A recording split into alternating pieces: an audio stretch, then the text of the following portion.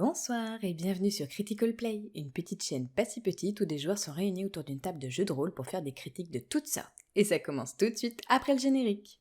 Critical Play, le podcast de ton émission pas si petite. Ce soir, nous allons parler des différentes matières que les joueuses vont devoir suivre, mais aussi des professeurs auxquels ils vont se confronter. Pour ne pas nous éparpiller, je ne vous présenterai que les cours ouverts aux 3e année. Selon les compétences que les joueuses auront préalablement choisies, ils peuvent avoir plus de facilité ou à l'inverse, des difficultés dans certaines matières. Vous le découvrirez bien vite, la vie à Poudlard ne sera pas qu'un long fleuve tranquille et les examens ne seront pas à prendre à la légère. Je préciserai les lieux des cours atypiques. Dans le cas contraire, vous pouvez considérer que le cours se déroule dans une salle du château au niveau du rez-de-chaussée. Maintenant que vous êtes prévenus, je vous invite à ouvrir vos livres à la page 394. L'arithmancie est l'art de prédire l'avenir à travers la lecture des chiffres, c'est-à-dire entre 1 et 9. L'alphabet que nous connaissons est ainsi transformé grâce à un tableau à double entrée pour faire correspondre chaque lettre à un chiffre. L'arithmancie peut être très utile pour décoder des messages ou même briser des maléfices. À Poudlard, c'est le professeur Septima Vector qui l'enseigne. L'astronomie est l'étude des astres, des corps célestes et de la structure de l'univers. Le cours se déroule au sommet de la plus haute tour du château, qui est nommée la tour d'astronomie. Les heures auxquelles se déroule le cours peuvent varier selon la saison, puisqu'il ne peut avoir lieu que durant la nuit. C'est une matière très difficile mêlant observation, déduction et des connaissances préalablement acquises au travers de lectures. Étant en 3e année, les joueuses auront déjà des acquis dans cette matière, comme par exemple les particularités de Jupiter et de ses satellites. Enfin, pour ceux qui auraient bien retenu leur leçon, cela va de soi. L'astronomie est enseignée par le professeur Aurora Sinistra. La botanique a pour objet l'étude des végétaux, mais vous imaginez bien qu'à Poudlard, il s'agit de plantes et autres champignons ayant des caractéristiques magiques. Les cours ont lieu dans les serres à proximité du potager, dans le parc du château. Les élèves connaissent déjà les propriétés du dictame, de la mandragore, des champignons vénéreux sauteurs et de la figue. Les élèves les plus doués ont aussi pu étudier les caractéristiques du féleux du diable. Les cours de botanique sont assurés par le professeur Pomona Chourave, qui est aussi la directrice de la maison Pouf Souffle. Bonjour à tous. Bonjour, professeur Chourave. Bienvenue dans la serre numéro 3, les 2e années. Approchez-vous tous. Aujourd'hui, nous allons rempoter des mandragores. Qui peut me dire quelles sont les propriétés de la mandragore? Oui, Miss Granger. La mandragore, ou mandragora, est utilisée pour ramener ceux qui ont été pétrifiés à leur état d'origine. Elle est aussi très dangereuse. Le cri de la mandragore est mortel pour quiconque l'entend. Exactement, 10 points pour Gryffondor. La divination est l'art de découvrir ce qui est caché et de prédire l'avenir. Cette matière est enseignée à partir de la 3e année. Les joueuses vont ainsi découvrir cet art en même temps que vous. Le cours se déroule dans la tour nord du château et la salle de classe est dissimulée par une petite trappe s'ouvrant sur une petite échelle argentée. Si vous avez lu les livres, vous remarquerez ici une divergence de description, mais je préfère me rapprocher de celle donnée dans les films pour que cela parle au plus grand nombre. Cette matière est enseignée par Sibylle Trelawney. Trelawney, ce nom vous dit quelque chose? Eh bien, c'est normal, nous en avons déjà parlé dans un podcast précédent. Et dans le cas contraire, vous allez devoir vous mettre à vos cahiers de vacances, les enfants. Ou bien, commencez dès maintenant vos lectures sur la divination. Je vois le Sinistros. Ma chérie, à l'instant même où vous êtes entrée dans cette pièce, j'ai senti que vous ne possédiez pas l'esprit qui convient pour l'art noble qu'est la divination. Là, tenez, vous voyez? Oh, vous êtes peut-être jeune, mais le cœur qui bat dans votre poitrine, c'est le cœur racorné d'une vieille fille. Bon, trêve de blabla, nous avons encore du pain sur la planche. Le cours de défense contre les forces du mal consiste à reconnaître les sortilèges, objets ou créatures malfaisantes et à apprendre les différents moyens de s'en protéger, mais aussi de les affronter. Les sujets d'étude peuvent varier selon le professeur enseignant, mais voici la liste de ce qu'ont pu apprendre les joueuses durant leurs 2 premières années. Le sortilège de crotte de nez. Si, je vous assure, ça existe. Le soin d'une morsure de loup-garou. Le sortilège d'Homomorphus. Le sortilège de désarmement. Le sortilège de chatouillis. Qui n'est pas si drôle si vous voulez mon avis, et le sortilège de danse endiablée. C'est une matière très complexe et convoitée par beaucoup de professeurs, mais il y a eu un changement d'enseignant durant les 2 dernières années.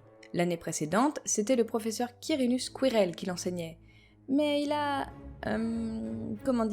pris la poudre d'escampette? Certains portent des rumeurs disant que le professeur était possédé par un esprit et en a subi les conséquences désastreuses. Mais vous devez certainement savoir plus à ce sujet que les élèves. Et si ce n'est pas le cas, je vous donne un petit indice. Vous en saurez plus si vous retrouvez le petit podcast où je parle du professeur Trelawney. Bon, avançons un petit peu. Les cours étant préparés et pensés par chaque professeur, les connaissances entre les élèves peuvent être très inégales. Quoi qu'il en soit, cette année, les cours de défense contre les forces du mal sont assurés par le très célèbre Gilderoy Lockhart. Et maintenant, je vous préviens, j'ai pour tâche de vous armer contre les créatures les plus odieuses qui soient connues dans le monde des sorciers. Vous aurez peut-être les plus belles peurs de votre vie dans cette salle de cours, mais sachez qu'aucun mal ne peut vous arriver tant que je suis là. Je vous demanderai de ne pas hurler. Ça pourrait les énerver. Des lutins de Cornouailles. Des lutins de Cornouailles fraîchement capturés. Vous pouvez rire, monsieur Finnegan, mais sachez que les lutins peuvent être de petites pestes diaboliques. La matière de l'étude des anciennes runes est enseignée à Poudlard à partir de la 3e année. Les runes sont les caractères des anciens alphabets de différentes origines. Par exemple, il est possible d'étudier les runes nordiques, tout comme les hiéroglyphes. Pour les petits curieux qui se sont posé la question du « Mais pourquoi les titres des podcasts sont en anglais ?» Cela devrait vous mettre la petite puce à l'oreille. Cette matière est dispensée par le professeur Bathsheba Babling. Le cours d'étude des moldus est proposé en tant qu'option pour les élèves de 3e année. Si vous avez bien relu vos leçons, vous savez déjà que les moldus sont les personnes n'ayant aucune capacité magique. Et si vous ne le saviez pas, j'attends de vous un récit sur comment décrire la vie d'un moldu en commentaire de cette vidéo. Je le transmettrai ensuite bien volontiers à notre cher professeur spécialiste, Charity Burbage. L'histoire de la magie est l'étude de l'évolution de la société magique, notamment au travers des différentes guerres et révolutions. Comme vous le découvrirez bientôt, c'est un cours passionnant, animé par le professeur Cuthbert Beans. Ce dernier s'avère être le seul fantôme à un tel poste. La métamorphose est une matière très complexe où les élèves apprennent à transformer et modifier l'aspect d'objets ou d'êtres vivants. Les joueuses ont déjà acquis certaines transformations comme une allumette en aiguille, un objet en oiseau, une souris en tabatière, un scarabée en bouton, un lapin en pantoufle, très confortable à ce qu'il paraît soit dit en passant, ou encore un animal en verre à pied. Ils connaissent également certains sortilèges de transmutation tels que le sortilège de transfert. Les élèves les plus prometteurs maîtrisent d'autres sortilèges de changement d'état comme Réveillot, Réparifagex ou encore le sortilège de ramollissement et de réparation. Le cours de métamorphose est assuré par le professeur Minerva McGonagall qui est aussi la directrice de la maison Gryffondor. Ouh, on y est. Imagine la tête de la vieille McGonagall si on était arrivé en retard.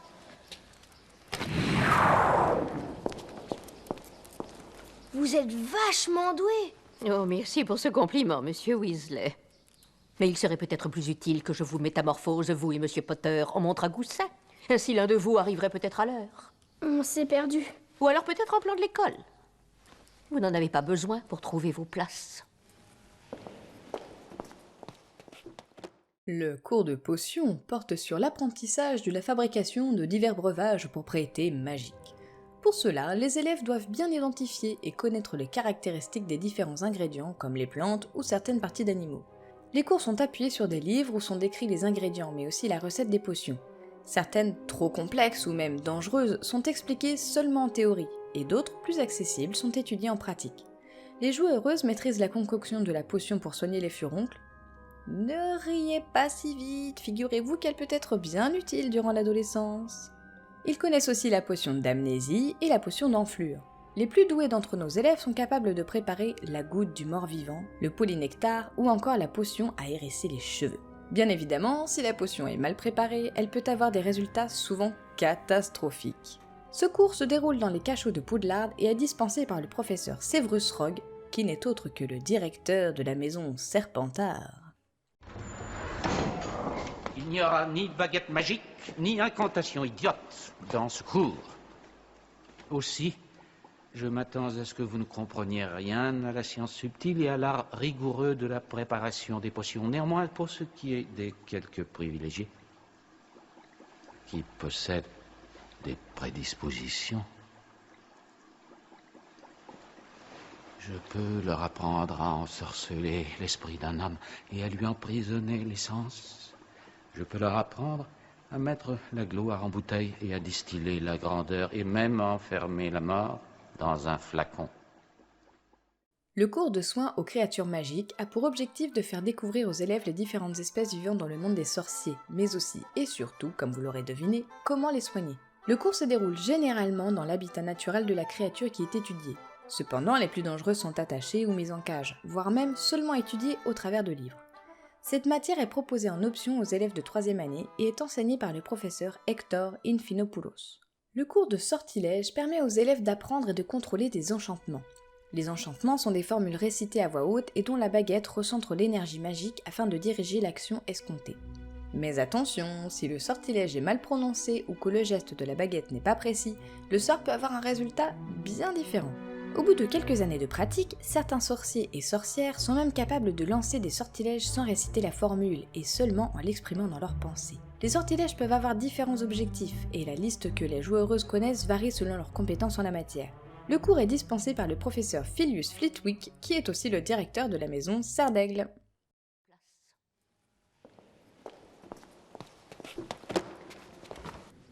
L'une des aptitudes les plus élémentaires d'un sorcier est la lévitation, ou la capacité de faire voler des objets. Vous avez tous votre plume? Bien. Alors, souvenez-vous de ce délicat mouvement du poignet que nous avons appris. On tourne et on abaisse. Allez-y. On tourne et on abaisse. Bien, bien. Oh, et prononcez Wingardium Leviosa. Allez-y. Wingardium Leviosa. Wingardium Leviosa. Wingardium Leviosa. Non, stop. Tu vas finir par crever un œil à quelqu'un.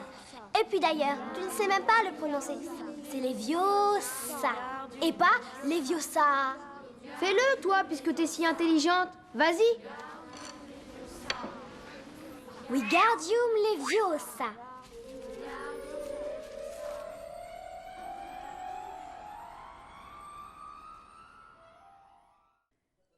La xylomancie est une pratique de divination dans l'observation du bois qui est en train de brûler. Par exemple, la manière dont une brindille est légèrement décalée lors de la 3e minute après le départ du feu dans le brésier peut indiquer à l'élève s'il va réussir ou non son examen. Si, je vous assure, il s'agit d'une vraie discipline tout aussi magique que les autres. Mais vous le découvrirez bien assez vite. C'est une matière optionnelle enseignée par le professeur Selina Sapworthy.